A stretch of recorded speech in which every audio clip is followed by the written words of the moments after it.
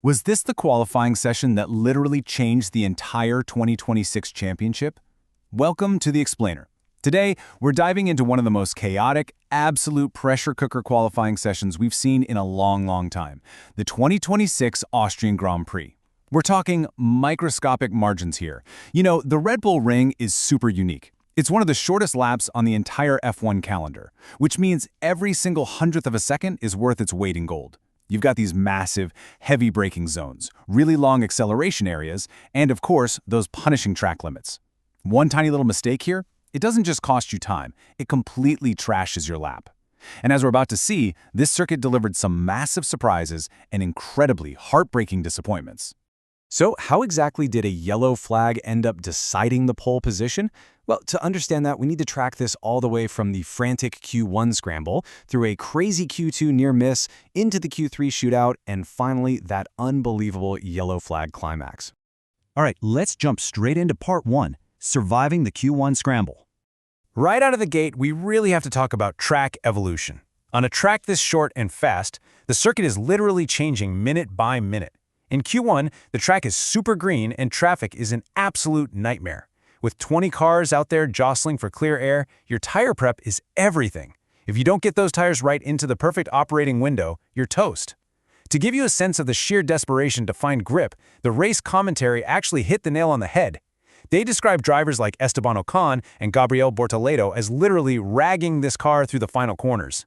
Just wrestling the steering wheel, active aero wide open, purposely spiking those rear tire temperatures just to extract every last thousandth of a second. Ocon managed this incredible final sector to drag himself up to 13th, and Bortoleto muscled his way to 12th. They were absolutely hanging on to it. But you know, not everyone survived. This track is brutally unforgiving, and it immediately claims some massive names. Carlos Sainz was on a total attack lap, desperately needing to improve at the final corner, but he suffered this brutal correcting moment. The rear end just snapped away with massive oversteer, the clock ran out, and boom, he's eliminated in 14th. And he wasn't alone. He led a shocking list of early exits alongside Albon, Perez, Bottas, Alonso, and Stroll. It really just proves that if your car setup is even slightly off here, or if you lack confidence on the exit of a corner, this track will punish you instantly. Moving right along to Part 2, Verstappen's Q2 near miss. Okay, so moving into Q2, the tension completely spiked around the reigning champ, Max Verstappen. He took this massive, highly calculated risk by just sitting in the pits after doing only one flying lap. Normally, you'd think, okay, it's Max, he's got the margin, especially after putting in a blistering first sector earlier. But by staying in the garage, he surrendered his fate entirely to track evolution, and the driver's still out there. It created this absolutely wild contrast. You had unexpected rookies like Liam Lawson and Arvid Lindblad hitting their targets with massive confidence, securing safe passage. Meanwhile, veteran Pierre Gasly was out there on a totally desperate push lap, trying to knock the reigning champion completely out of qualifying. It was just a crazy dynamic to watch unfold. And guys, look at how close it actually got. 0.04 seconds. 4 hundredths. Gasly was looking so incredibly threatening. Through the middle sector, he was actually 20 thousandths of a second up on Verstappen's time. He collected the car beautifully out of turn 10, but as he crossed the line, he missed knocking Max out by a microscopic 4 hundredths of a second. I mean, you blink slower than that. The Red Bull garage breathed the biggest sigh of relief. This tiny fraction of a second is literally the difference between fighting for pole position and starting mid-pack. That takes us to Part 3, the Q3 shootout. So because Max survived by the skin of his teeth, all the heavy hitters were present for the final 12 minutes, and this is where the driving techniques become absolutely mesmerizing. The track is at its absolute peak, right? It's all about perfectly connecting the heavy braking in Sector 1 with those high-speed traction zones later in the lap. We watch this frantic ping-pong match of lap times. First, Lando Norris sets the benchmark with a 106.9. Then, Max Verstappen instantly answers back with a monster 106.4. But then, the Mercedes guys woke up. Kimi Antonelli found absolute magic in the final sector. Then Lewis Hamilton unleashes this huge middle sector to jump to provisional pole. But wait, he was instantly eclipsed by Charles Leclerc. It was just a relentless, non-stop exchange of purple sectors.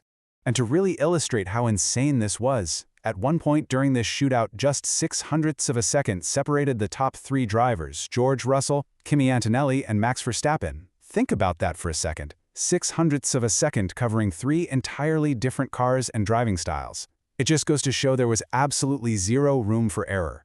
A slight lockup, missing an apex by an inch, being a fraction late on the throttle, that alone would cost you 3 or 4 spots on the grid. Which brings us to the grand finale. Part 4, the yellow flag climax. So we're in the dying seconds. Everyone is out for one last desperate attempt to beat Leclerc, pushing the absolute ragged edge. Sector times are tumbling everywhere. Antonelli is flying, Russell is flying, Verstappen is on a massive charge, sitting just 0.005 of a second away from Leclerc's time in the middle of the lap. They're all hurtling toward the final corners. But chasing that pole, Max pushed just a tiny fraction too hard. Turning in with a massive load of speed, a downshift unsettled the car, he lost the front end, the rear snapped, and boom, he plunged through the gravel and heavily into the wall. Instantly, double yellow flags start waving in the final sector, and at that exact moment, the track is basically frozen. This forced a massive, split-second dilemma for the guys right behind him. When you see double yellow flags, the rulebook says you have to significantly reduce your speed and be prepared to stop. Kimi Antonelli saw the crash, backed off entirely, and just abandoned his lap. But George Russell? He was flying, and he threaded the needle in real time. He made the crazy choice to lift just enough to satisfy the steward's telemetry, but kept enough momentum going to keep his lap time alive.